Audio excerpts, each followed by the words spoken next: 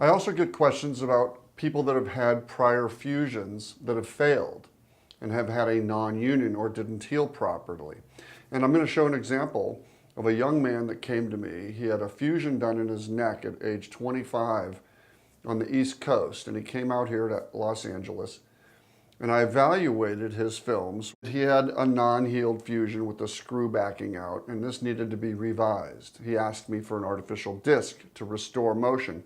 He's a wrestling coach, he trains, and he also competes in wrestling. He was unable to do any of these things after his surgery for over a year. So I took out his fusion and put in an artificial disc after reviewing his CAT scan.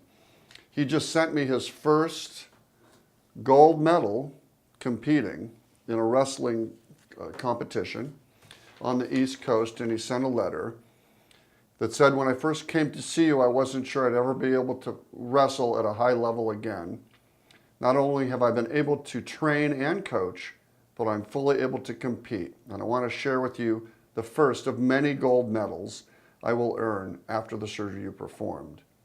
So the answer is absolutely yes. If you had a failed fusion, you can have an artificial disc. I can restore your function in most cases and return you to a fully high functional and active life.